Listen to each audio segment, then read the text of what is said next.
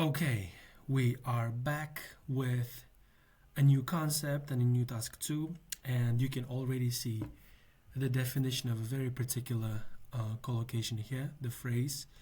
It's information warfare. And it's not a coincidence because today is March 19th.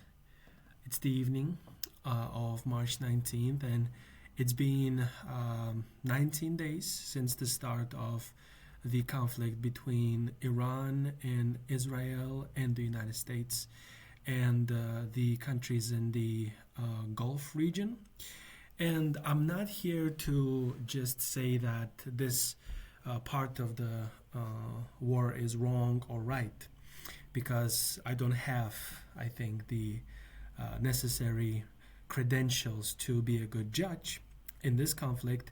But what I have been noticing for the past 19 days, and what you should have noticed, is that there's a lot of information warfare. And this is what many people don't understand. That's why let's start with a definition that the Google gives. Information warfare is the strategic use of information, technology, and cyber capabilities to gain a competitive advantage by manipulating, disrupting, or destroying an adversary's information systems and perceptions while protecting one's own. A lot of good words here, by the way. This word right here, is it adversary? Is it adversary? What is it? I gotta check the pronunciation. It's the enemy, basically. Adversary. Adversary. Adversary. Adversary. Okay, that's the enemy, opponent. But as we go back to the definition, if I simplify it, information warfare is war of information. Why? Because now in 21st century, in 2026, it's not just the guns, it's not just the tanks, it's not just the airplanes, it's not just people on the battlefield fighting for their freedoms and for their nation. It's also the information that we can use as a tool to protect ourselves and to fight the enemy. And if you think that IELTS does not include such concepts, you are wrong, because IELTS evolves. And now you can see topics like this in IELTS, okay? If you never had this before, you might have it on your real exam, who knows? But that's a beautiful topic though. The spread of misinformation on social media is one of the greatest threats to society today. To what extent do you agree or disagree? Now, of course, it doesn't say that it's about information warfare, but it is to a certain extent about information warfare, because misinformation happens for many reasons. And if you Google the meaning of misinformation, I think you will get a really good definition here.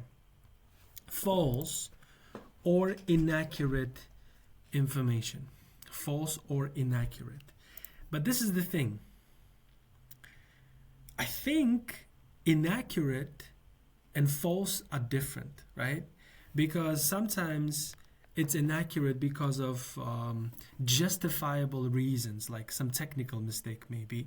But false might be there to deceive people. That's a good word for you as well.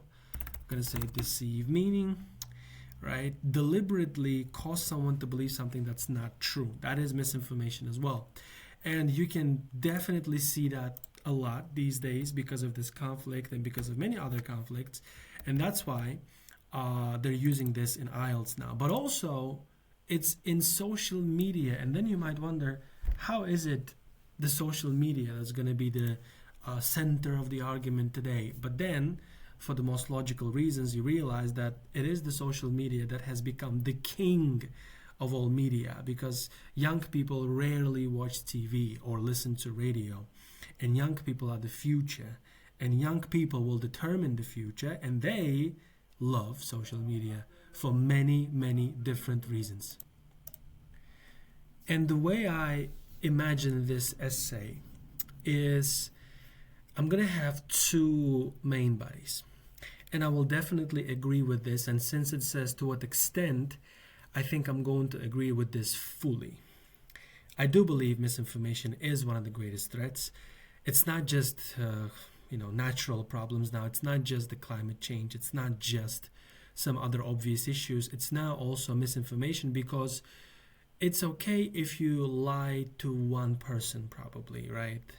That's let's say that's forgivable, maybe, but it's not okay when an entire generation of people are being deceived. And this is why, when it comes to the impact of this information warfare, I think the impact is quite unprecedented. My favorite word in English. So I will try to squeeze in this information warfare thing in this essay and use the concept that we focus on today in this essay to kill two birds with one stone, because we do have the definition of this wonderful term. Those of you that didn't know what information warfare means, you know it now. And if you don't know how to use it in the essay, you will figure it out right now by watching the remaining part of this lesson. Those of you who might wonder about having a balanced approach, I gotta make it clear. Whenever I see the do you agree or disagree essays, just like I said before, I actually prefer to have a one-sided essay. I could have what people call the balanced approach, but I don't see a point today, because I truly believe that it is one of the greatest threats, or maybe the greatest threat. Okay, that's why it doesn't make sense to me to have a balanced essay when I only have ideas to agree with this. And then I will talk about information warfare in main body 1. We can talk about different conflicts here, mention them in a way that's not biased, probably. And then in the second main body, I think it's going to be about not just warfare, but also delusions, maybe. People growing up in a generation where they are following things that are totally wrong, like, for example, and some people might disagree because people are interesting, the flat earth theory. It's one of those theories that are being promoted now in social media. There are people who will convince you that the earth is flat. But if you ask Google about these things, Google might lie, but if you ask Google, it's going to give you some interesting information. For example, is the earth flat? No, the earth is a roughly a sphere. Okay. And then NASA is going to give you some information. There are lots of videos, but this is just one of the examples. Yeah, like flat earth, you can go to a Wikipedia page. There's a Wikipedia page, okay? That's how convincing this theory is to certain people. Flat earth is an archaic and scientifically disproven conception idea of the earth's shape as a plane or disk. Many ancient societies subscribe to a flat earth cosmography. The model has undergone a recent resurgence as a conspiracy theory in the 21st century. And by the way, speaking of conspiracy theories here, that is another phrase we can use in this essay as well, because there are many conspiracy theories that are very false. Sometimes we don't know which one is actually true and which one is false, but social media has become a platform where people can make up any conspiracy theory and just convince people that it's true. And by the way, speaking of the definition, let's see what Wikipedia says. Conspiracy theory is an explanation for an event or situation that asserts the existence of a conspiracy, generally by powerful, sinister groups, often political in motivation, when other explanations are more probable. The term generally has a negative connotation, as it can often be based in prejudice, emotional conviction, insufficient evidence, or even paranoia. Interesting word here. Conspiracy theory is distinct from a conspiracy. It refers to a hypothesized conspiracy with specific characteristics, including but not limited to opposition to the mainstream consensus among those who are qualified to evaluate its accuracy, such as scientists or historians. And if I paraphrase it, it simply means conspiracy theory, See, I'm mixing up words now. Theory. Conspiracy theory is the one that's not proven by scientists or historians. It's the one that can be based on your understanding of the world, on your own prejudice, on your own paranoia even. But again, I'm not here to tell you that all conspiracy theories are wrong. No, I actually believe some of them. I do believe some of them. I'm not going to say which. But the fact that we have social media full of these theories and full of information warfare means we now become too dependent on this information, too addicted to such content, and maybe gradually we believe it too much. Anyways, let's move on. We're now going to have an amazing essay, hopefully. It's one of the most challenging topics you can find online now, I think. But let's start with the introduction here. So I'm gonna say that it's claimed, or let's just say misinformation, or should I, you know what? There was a word, proliferation. Proliferation. Is it spread? It is. It is. Yeah. I think it's fine if I use it here. Hopefully. Large number of something. Yep. Let's say proliferation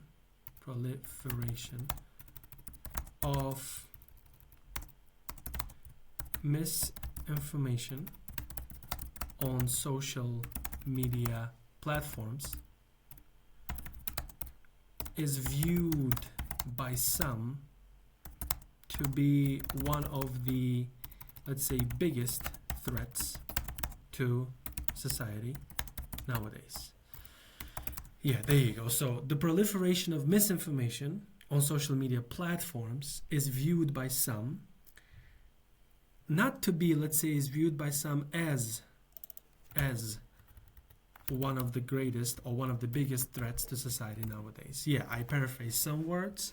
I changed the grammatical structure. We're using passive voice here, which is okay. And I'm going to agree with this, and I say I completely agree with this view. Okay, so I completely agree with this view, since social media has become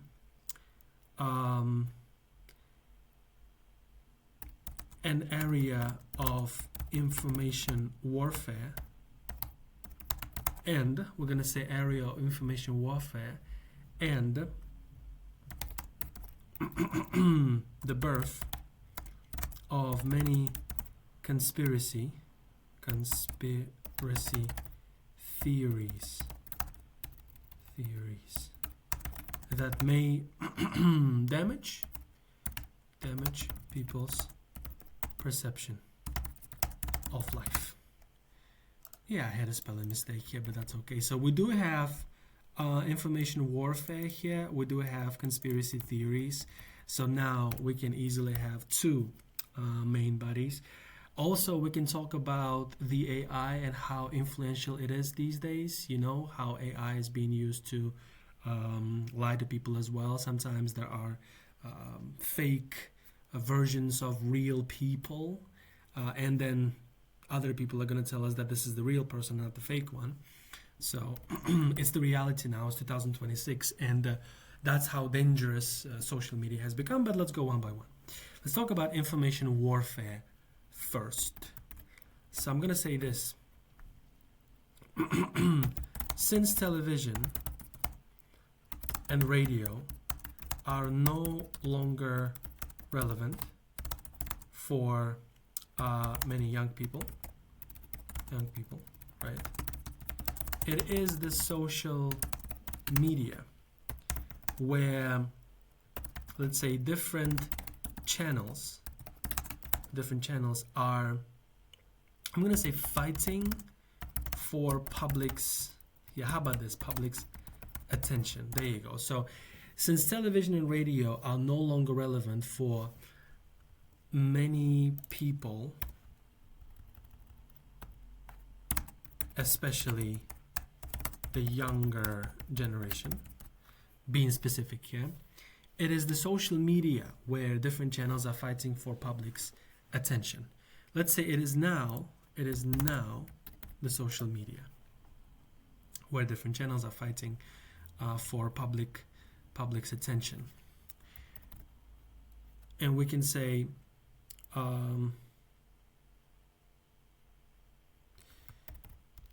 this struggle or this battle for attention often takes place in a biased way to manipulate people. And there was a definition there. There was manipulate, and there were like a couple of other words. Disrupt and destroy, right? Disrupt and destroy. So we go back.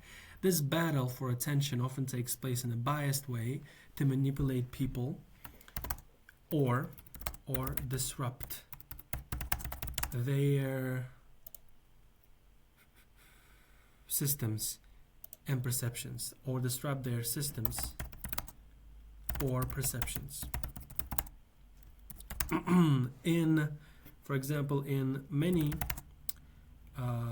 regional conflicts, such as the one between Russia and Ukraine, right? And more recently, Iran and Israel. There you go. So in many regional conflicts, such as the one between Russia and Ukraine, and more recently Iran and Israel, right? We can say many social media profiles or pages. I think page is going to be a better word. Pages are this is where I have to be careful with words, of course. I think I gotta use a good verb here. Are opposing each other, or should I say one another, with totally contrasting information, right? The public may not have an objective view of the ongoing events. I'm gonna say this, which leaves or which leads to a risk of having distorted truth. If I paraphrase this, it means everybody's blaming each other, everybody's fighting. That is information warfare, right?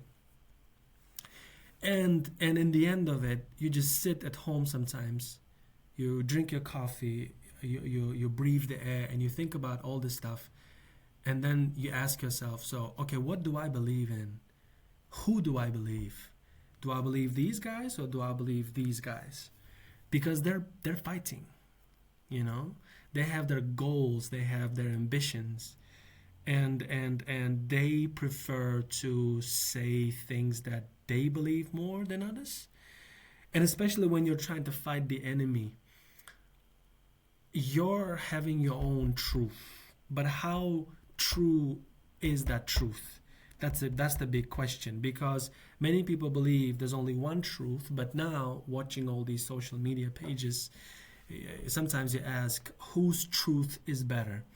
And that's why it is a threat to society today, because we end up in this information warfare happening on social media where we don't know who to believe, and when we don't sometimes get the real information because people are fighting. So there we go. I'm going to read this again to see if I have any mistakes. Since television and radio are no longer relevant for many people, especially the younger generation, it is now the social media where different channels are fighting for public's attention. This battle for attention often takes place in a biased way to manipulate people or disrupt their systems or perceptions. Wonderful. In many regional conflicts, such as the one between Russia and Ukraine, and more recently Iran and Israel, many social media pages are opposing one another with totally contrasting information. The public may not have an objective view of the ongoing events, which leads to a risk of having distorted truth. In other ways, this information or this information, let's say this information warfare leads to multiple truths, right? Leaving people confused. There you go. Which is a threat. Interesting how I said multiple truths. By the way, can I use truth in a plural way? Just wondering, yeah? Is it possible to use truth in a plural way? Just gotta be careful, you know? I don't want to look stupid with this essay. Yes, it is possible. Truths. Cool. You see, been learning English for many years, and I still Google some stuff that I find to be difficult. English is a very rich language, so I gotta be careful. Okay, the other part of it is conspiracy theories, and this is where we switch to a main body 2, and I'll say the following. It is not only the conflicts where misinformation can be dangerous. There you go. So it's not only the conflicts where misinformation can be dangerous, but also daily content where simple facts are distorted. Social media has become a place where let's say long or where traditionally accepted concepts, right? Concepts have been challenged.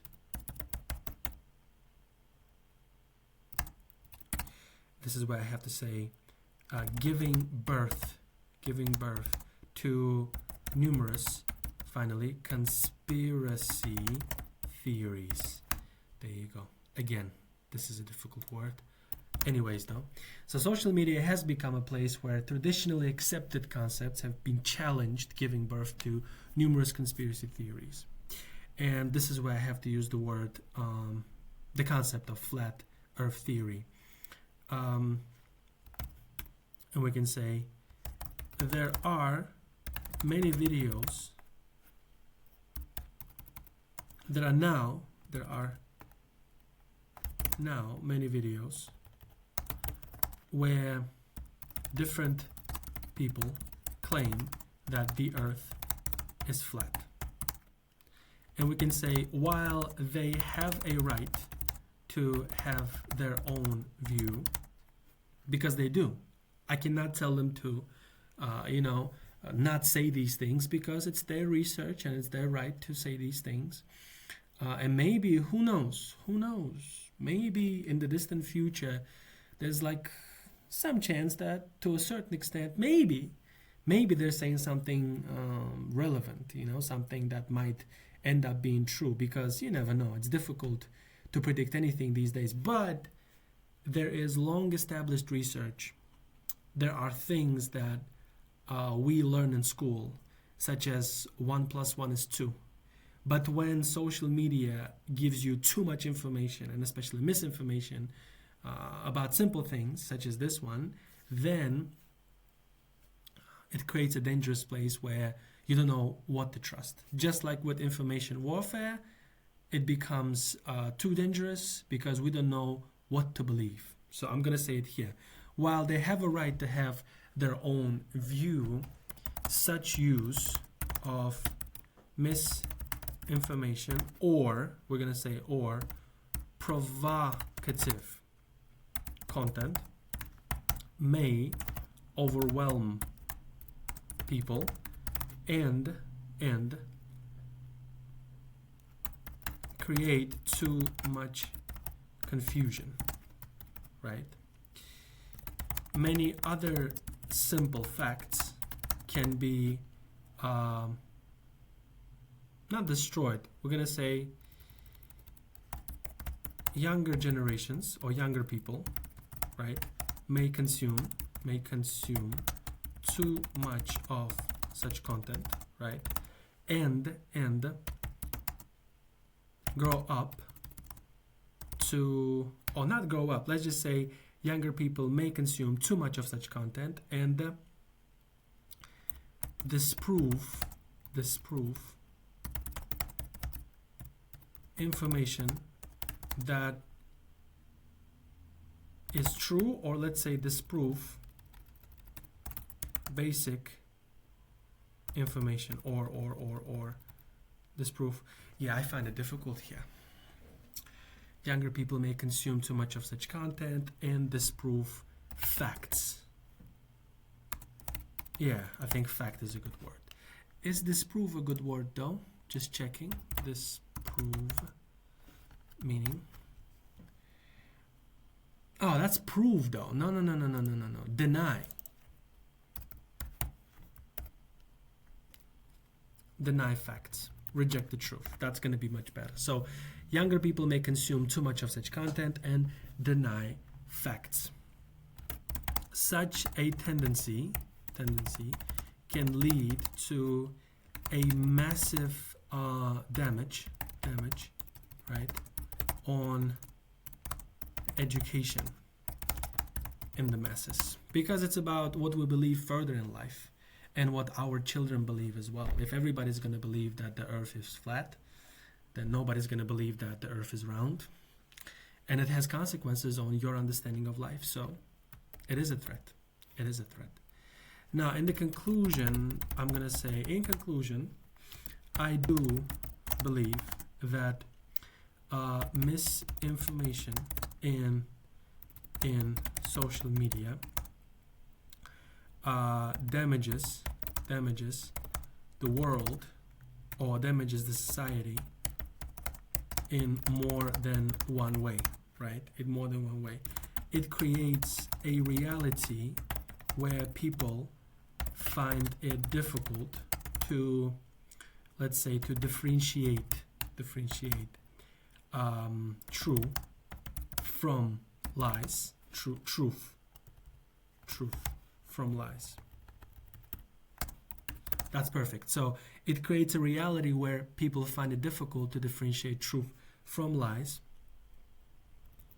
right? A development that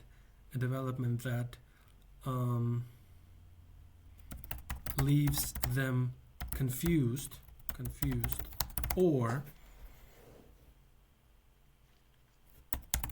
changes their perceptions in a rather negative way. Yeah, it is about threats, so I have to mention that it is negative. Such a tendency can lead, no, that's going to be the same. And if I count the number of words here, it's 314. That's okay for two main bodies. It is a nice essay, very, very different because of the topic, of course. And I did mention this information warfare thing.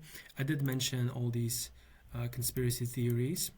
Well, not all these, but one at least, to prove a point about how dangerous some of them can be. And again, I actually believe some conspiracy theories, so I'm not trying to say that all of them are wrong. I just had to use an example of when such theories are trying to change something that's traditionally true. You know what I mean? Anyways, it's just an essay. It's up to you to accept this as a good point or not, but I think the examiner would be happy to see these points, and especially the vocabulary, which is presented in a very, very nice way. I don't see many grammatical mistakes here, which means the grammatical performance has been great, and task response is fine. Very one-sided essay, but I do think it makes sense because they do give me the option to just agree or just disagree. There we go, another essay finished.